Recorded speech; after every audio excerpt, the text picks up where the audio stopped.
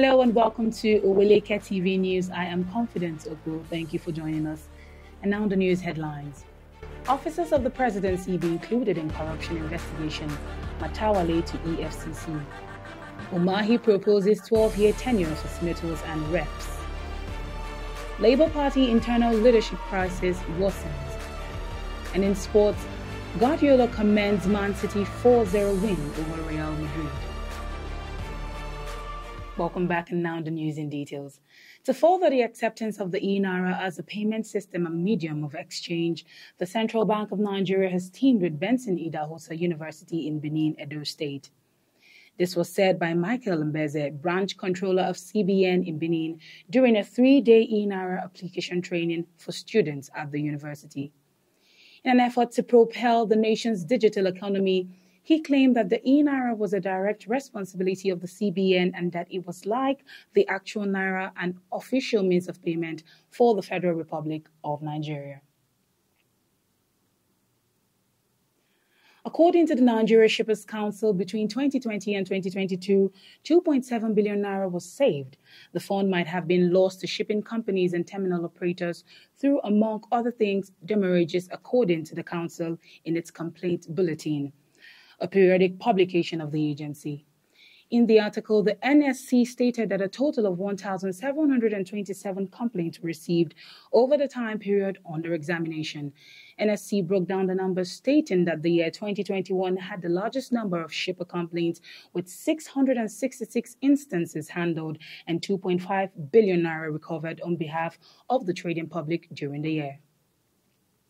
While discussing the issue with the cost of trading legislators on Channels Television, the governor of Ebonyi State, Dave Umahi, a senator-elect representing the Ebonyi East Senatorial District in the 10th National Assembly, suggested that senators and members of the House of Representatives be given a fixed 3-term tenure of 12 years to reduce the expense of educating new entrants into the Assembly on legislative processes. He also advocated setting a 70-year-old retirement age for members of the National Assembly's upper and lower houses. He proposed that the terms of politicians should also be set, particularly if they have not served their voters' needs. We'll now be going on a short break. Please stay with us.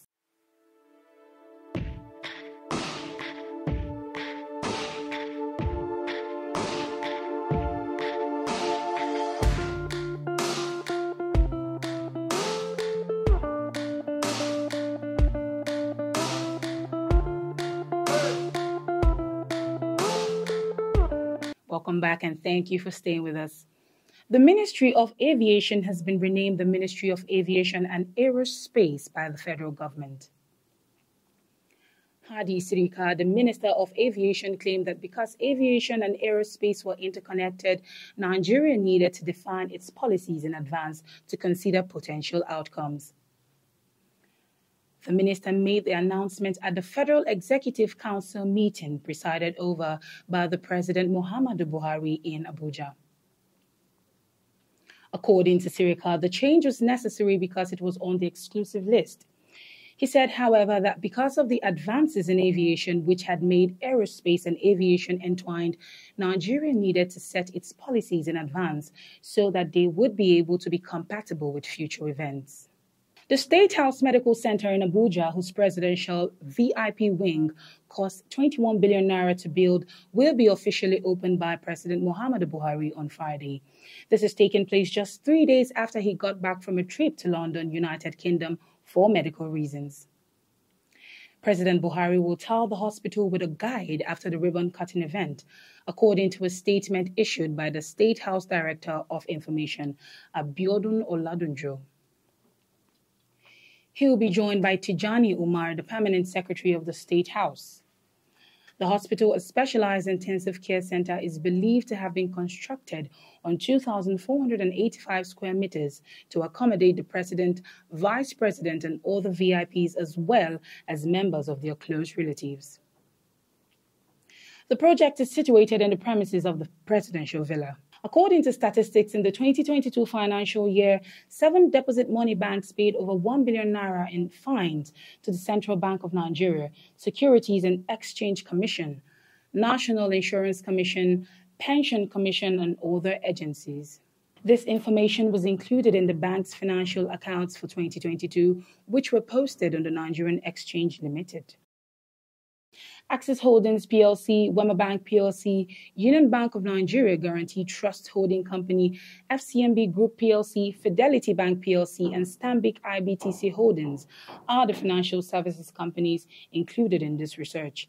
The lenders were fined for a number of offenses, including posting unlawful advertisements, acting unethically, transgressing rules governing foreign currency, falsifying account information, and submitting monthly and daily returns beyond the deadline.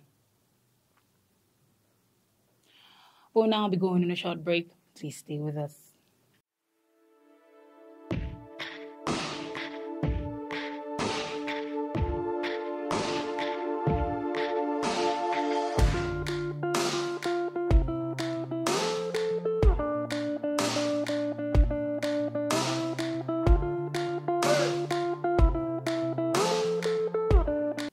Welcome back. Bello Matawalle, the governor of Zamfara State, has requested the Economic and Financial Crimes Commission to include members of the Federal Executive Council and officers of the presidency in its corruption investigation as well.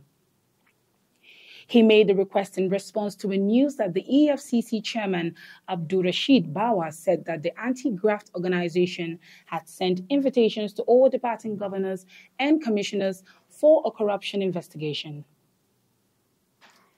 While Matawalle stated he had no issue with the intention to investigate departing governors, he added that officials of the presidency should also not be exempted. He asserts that the probe must be thorough and not biased. He claimed that the EFCC chair's recent invites and statements are unbalanced, insufficient, hypocritical, and unnecessarily skewed. The Labour Party's ongoing leadership issue was exacerbated by a brawl between sections loyal to Bashiru Apapa, the acting national chairman, and Julius Abure at the Presidential Election Petition Court in Abuja. Abure's position as the national chairman of the Labour Party had been suspended by the Federal High Court in Abuja. He and four other people were prohibited by the court from impersonating party national officers due to alleged document forgeries, including court documents. Apapa then assumed control of the party as acting chairman. However, the tense relationship between the two sides came to a head when Apapa was threatened by a group of enraged Labour Party members on the court grounds. But police officers' swift action prevented a stampede and stabilized the situation. Up next is international news after the break.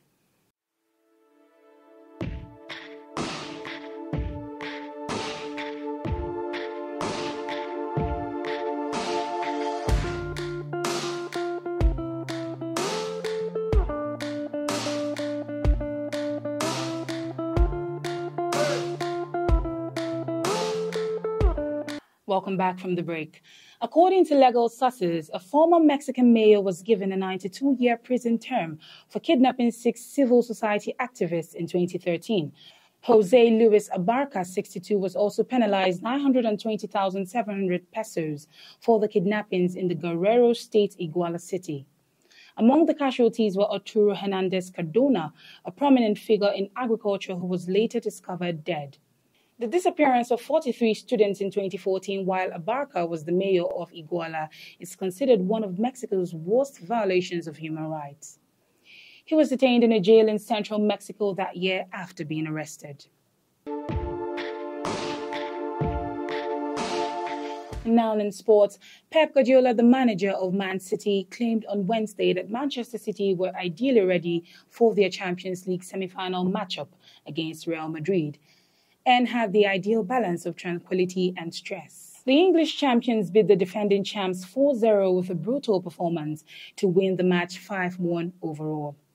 The outcome guaranteed Manchester City a spot in the championship game versus Inter Milan, where they will try to become the first team to ever win the most coveted trophy in European club soccer. And just before we go, we'll join Hadiza Galadima for entertainment tidbits.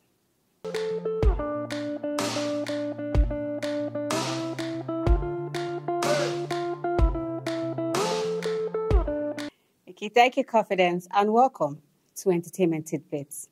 Chika Ike becomes the first Nollywood actor to walk the red carpet of the 56th Cannes Film Festival in France. The veteran Nollywood actress made headlines at the film festival and was ranked on the best dressed list of the 2023 Cannes Festival Award, as seen on international media like Vogue and New York Times. President of the Theatre Arts and Movies Production Association of Nigeria, TAMPAN, Mr. Bolaji Amusan, popularly called Mr. Latin, has revealed why the body will be helping some ailing actors in the movie industry. The president says the group is always ready to help and has spent over 10 million naira on health challenges of its members. He revealed that TAMPAN would not be giving financial assistance to members of the association who are inactive. He further explained that those inactive actors are those who solicit for funds on television. That's all on Entertainment Tidbits. I am Hadiza Galadima. Over to you, Confidence. All right, thank you, Hadiza. And that's it on the news on Oweleketv today. But before we go, here is a recap of the headlines. Officers of the presidency be included in corruption investigation. Matawalle to EFCC. UMAHI proposes 12-year tenure for senators and reps. Labour Party internal leadership crisis worsens. And in sports, Guardiola commends Man City 4-0 win over Real Madrid. Please subscribe and follow our YouTube channel if you haven't. And you can also follow our Instagram, Facebook, and Twitter handles at Oweleketv, or go to our website on oweleke.tv to catch up on all our news stories.